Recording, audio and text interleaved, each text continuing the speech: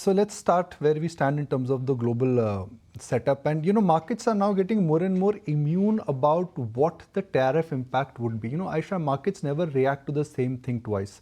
When the tariff fear came out, it in a sense was like a scary adjustment for the market. Now that tariffs have been rolled out and tariffs have been, rolled back, they've been rolled out, they've been rolled back, they've been rolled out, rolled back. Markets are saying, okay, let it happen.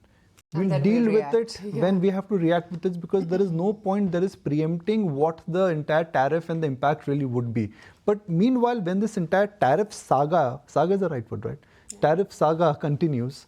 You would say that there are a lot of other interesting things which are happening in other parts of the world. While we are thinking it is tariff in US market, the interesting bit is that China has stabilized.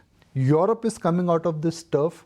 Japan seems to be showing a ray of hope, and Indian markets have stopped falling. So I think for me that is the bigger picture, which is that while you keep one, not I, but 1 year close to what the tariffs setup is, but you cannot ignore what the other moving parts is, which is the dollar index, the 10-year paper, crude, China, bond yields in the Europe, and now Japan seems to be making a comeback. So the narrative now, which was really centered around US every morning, now is not really centered around US markets. The opinion making in the market would be a function of perhaps much more diverse news, which is not out of US, but from the rest of the world. That's my limited point. And as we speak, a 25% tariff on steel and aluminum with no exceptions for Canada and all other trading markets. That, of course, was the news flow overnight. A lot has been happening with regards to Ukraine and Russia as well. We'll address that in just a bit. But first, let's look at our markets.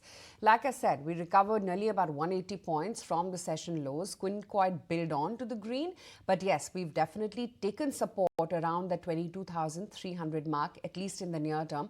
That seems to be the case. Small caps, though they were down for a second consecutive session, Realty really came back to the rescue, and that managed to snap its losing streak off late. Remember, it's been one of the worst performing indexes year to date, and that really came back with a 4. Banks at a 9-month low, but again, very distinct moves within banks. While IndusInd Bank, of course, because of the news flow, was a big drag, and on closing, it was down about 27% on the futures. But there was ICICI Bank, a 2.5% uptick. It was rock solid, contributed maximum to the Nifty Bank and to the Nifty recovery as well.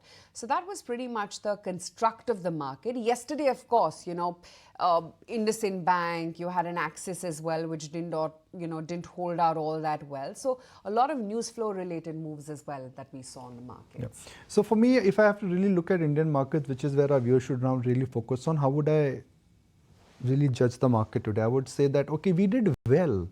Even though on Monday, the news flow was not, yesterday was Tuesday, sorry. Even though Tuesday morning, the setup in the global market was not wobbly, but was shaky, Indian markets actually managed to fend themselves. We almost closed in the green in benchmark indices. So what does yesterday's recovery mean? Second, are we now likely to fall less given what is happening in the world? And third is that ये दुख दर्द mid and small cap में खत्म कब होगा, right? That's the 3 things which you need to focus in on.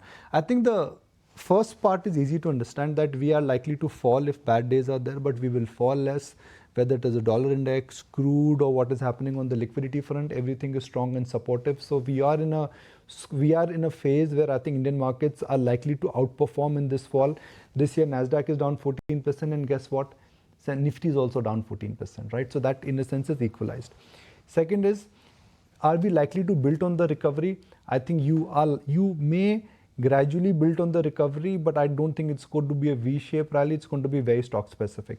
Third is small and mid cap stocks. And here where I think, Aisha, there is a differentiated approach. I think our viewers, they should start focusing on this now. Make a list of companies where you think there is scope of earnings where you can get surprised with earnings, because the market narrative is weak. Nobody is expecting anything big from earnings. And I think we are going to be soon entering that earnings season in next 3 weeks. So I think it's time to start buying companies where we think that the earnings is going to be surprisingly strong and where earnings would be disappointing. Metal is one, buy. IT is one, avoid. Okay, that's that.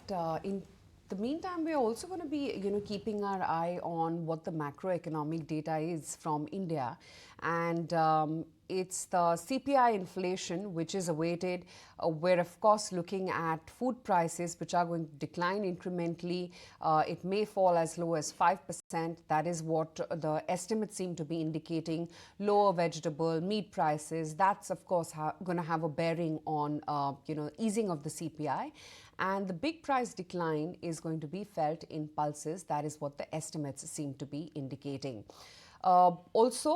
Other than that, the macros, like we said, seem to be in favor of us. You've seen the FII selling, that's been on a declining spree, and because the data has been indicating that.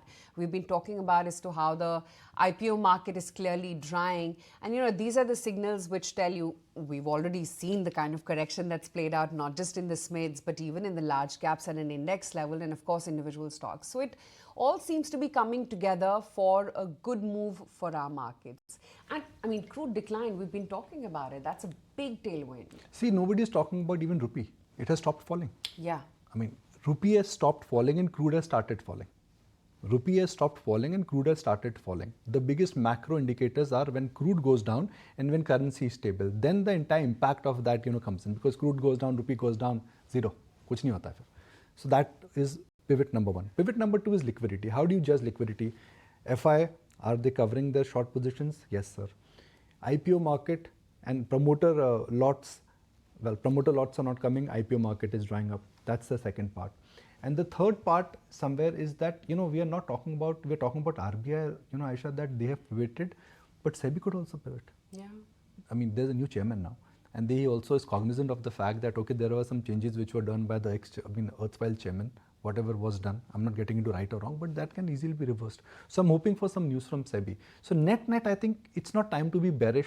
It's not time to be excited. It's time to perhaps just, if I have to put an alphabet on the table, I think it's time to focus on the W, which is that you've fallen and you will gradually go up in a very measured manner. If economy turns, then you may just go higher. Otherwise, you may come down. But as of now, I think it's time to be more optimistic, back up the truck, start loading things, keep your return expectations low. But don't sit on a lot of cash. Don't sit on a lot of, it's too late to get bearish. Let me put it this way. Peter Carlo is... If you like this video, then like, share and subscribe to ET Now.